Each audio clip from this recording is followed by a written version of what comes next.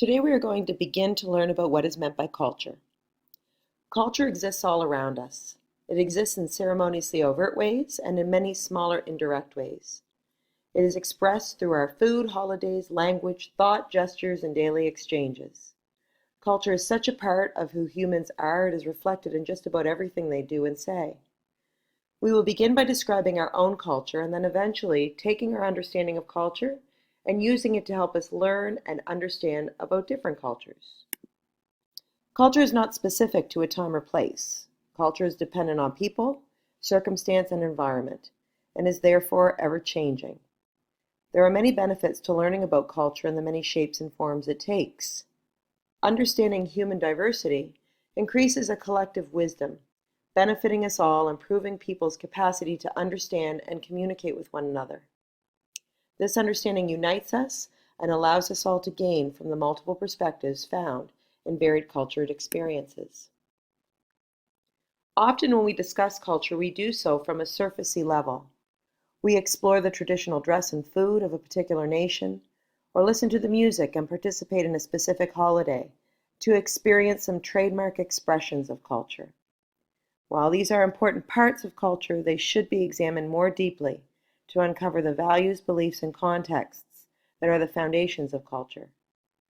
We want to study diversity to better understand the inner workings, philosophies, and circumstances that support a more intimate understanding of people. There are many factors that affect cultural practices. The location of a cultural group, the climate or economy of a particular area, and other historical or environmental circumstances impact the formation of culture. In addition to exploring these factors, we want to look at certain aspects of culture that will help us understand culture in greater depth. Some of the aspects of culture that will help us learn about culture more purposefully include language, norms, and values. Language is the way that cultural groups communicate. Language not only encompasses a means of communicating, but also the meaning behind words and phrases, indicates beliefs and philosophies shared within a group.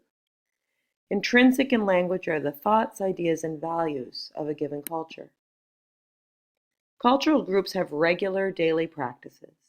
These are activities, expectations, and daily duties that individuals, families, and small groups engage in. They may be done with or for a particular purpose, or be done solely for enjoyment. Values are commonly held understandings of what is accepted and expected. Values define what is considered right or wrong, important or unimportant. Values can dictate cultural behaviors in certain situations, and are for this reason closely related to norms.